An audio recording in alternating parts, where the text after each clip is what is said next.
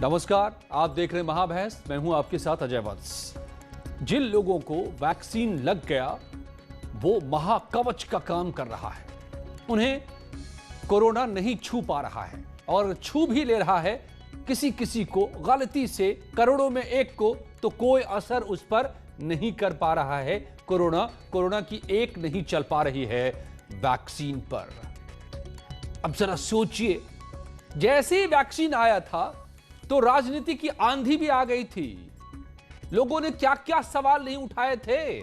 कहा था कि वैक्सीन सही तो प्राइम मिनिस्टर सबसे पहले लें, वैक्सीन से तो ये हो जाएगा, वो हो जाएगा, इसलिए लाया गया है, उसलिए लाया गया है, इस पार्टी का वैक्सीन है, उस पार्टी का वैक्सीन है। पता नहीं क्या क्या बातें नहीं हुई थी। हमने कई बार यहां पर इस बात का डिबेट इस पर किया है और आज साबित हो रहा है, आंकड़े आ रहे हैं जो मैं बताऊंगा आपको आगे इस महाबहस में, कि ये महाकवच है।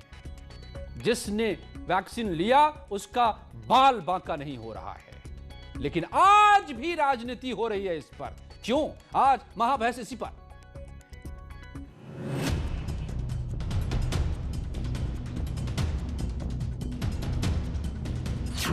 महामारी में माननीय की गैर जिम्मेदारी।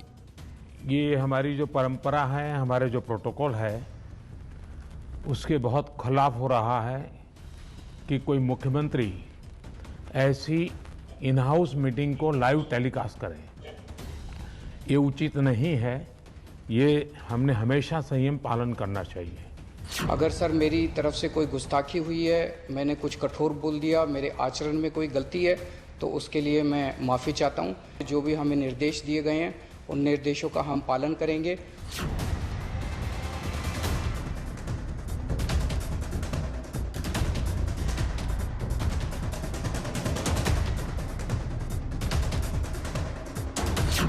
सियासत को दवाई, मरीजों को कब।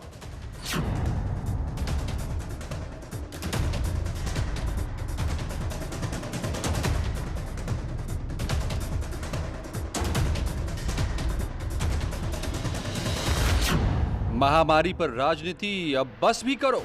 पर प्रधानमंत्री जी, बहुत दुखी मन से आपसे पूछना चाहता हूं कि पिछली बार तो आपने कह दिया कि देश तैयार नहीं था, पर अब तो 14 महीने मिले थे। क्या इंतजामात किए आपने 14 महीने में? कितने बेड बढ़ाए? देश मांगे दवाई, कीमत पर क्यों लड़ाई।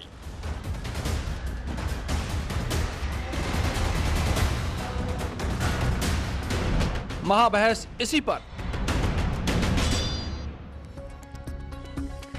मेरे साथ हीरो वाजपेयी साहब बीजेपी के प्रवक्ता जुड़े हुए हैं, अंशु अवस्थी जुड़े हुए हैं, कांग्रेस के प्रवक्ता प्रोफेसर धर्मेंद्र यादव, समाजवादी पार्टी के समर्थक डॉक्टर कौशल कांत मिश्र हैं, वरिष्ठ चिकित्सक। स्वागत है आप सभी का। डॉक्टर कौशल कांत मिश्रा जी, सबसे पहले मैं आपके जरिए समझना चाहता हूं, जो आंकड़ा आईसीएमआर ने जारी किया है, if you can hear me sir, ICMR ने जो आंकड़ा जारी किया है वो तो अद्भुत है। यह आंकड़ा तो बता रहा है कि कोविशील्ड के 11.6 करोड़ डोज दिए गए और इस डोज के बाद जो नतीजे हैं वो 0.02% लोगों को ही केवल हुआ। ऐसे ही कोवैक्सीन का भी है, 0.03% लोगों को केवल कोरोना हुआ और जिनको हुआ भी उनको गंभीर नहीं हुआ।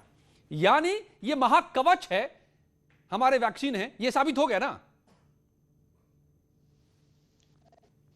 देखिए, अगर पूरा विश्व, आप इजराइल का एग्जाम्पल लीजिए, इजराइल में इस समय लोग मास्क लगा के नहीं चल रहे हैं। लोगों ने मास्क लगाना, जो सरकार की गाइडलाइंस थी उसमें से मास्क लगाने को हटा दिया गया है और इजराइल में करीब करीब 80% पॉपुलेशन पूरी तरह से वैक्सीनेटेड हो चुकी है। तो इसमें कोई डाउट ही नहीं है कि इस कोरोना महामारी का जो कंट्रोल है वो वैक्सीन से आया। हमारे देश में वैक्सीन पे प्रॉब्लम नहीं थी। जो 2 डिफरेंट वैक्सीन थे, एक इंडिया मेड वैक्सीन थी और एक बाहर से लाई गई वैक्सीन थी, उस पे पॉलिटिक्स हो रही थी थोड़ी बहुत, उसको नजरअंदाज कर रही है। और जिस तरीके से आजकल के रिजल्ट आ रहे हैं उस तरीके से जो मेड इंडिया की कोवैक्सीन है वो सबसे सुपीरियर साबित हुई है, क्योंकि ये सारे तरह के स्ट्रेन्स पे इफेक्टिव है। लेकिन आपके माध्यम से मैं बड़ा क्लियर करना चाहूंगा कि इसमें कोई इस बात को ईगो इशू नहीं बनाना चाहिए कि मुझे कोवैक्सीन ही मिले या मुझे कोविशील्ड ही मिले। कोविशील्ड जो वैक्सीन है वो भी इफेक्टिव है और कोवैक्सीन भी इफेक्टिव है।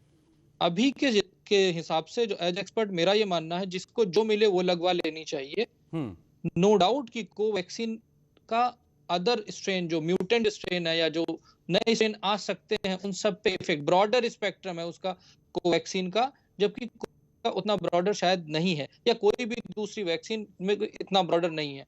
आप ये समझिए कि जो कोवैक्सीन बनाई गई है उसमें डेड वायरस को लिया गया है। दो तरह के मीडिया पे जब वैक्सीन बनती है, एक जब डेड वायरस को लेते हैं या एक एटीन्यूएटेड वायरस को लेते हैं, यानी कि उसके अंदर से जो आरएनए को निकाल देते हैं, केवल जो आप देखते हैं स्पाइक, जो बॉल टाइप का फुटबॉल होता है, केवल हम उसको रखते हैं और एक पूरे वायरस, डेड वायरस को रखते हैं। ये दो प्लेटफॉर्म है जो अभी तक वर्ल्ड में सबसे सक्सेसफुल प्लेटफॉर्म है। जब भी वैक्सीन इस प्लेटफॉर्म पे बनाई जाती है वो उसके लेस साइड इफेक्ट होते हैं, मोस्ट इफेक्टिव होती है, ब्रॉडेस्ट स्पेक्ट्रम होती है। लेकिन नई रिसर्च में जो नई नई वैक्सीन आ रही हैं वो भी इफेक्टिव है। तो जिसको जो मिले वो ले लेना चाहिए, बट अगर ज्यादा स्पेसिफिक जानना है तो कोवैक्सीन का स्पेक्ट्रम लिटिल बिट ब्रॉडर है, लेकिन इसके लिए लड़ाई नहीं होनी चाहिए। एक आदमी को जो मिले वो वैक्सीन लगा लेना चाहिए, अगली बार फिर मौका आएगा वो दोबारा वैक्सीन लगा सकता है। ओके।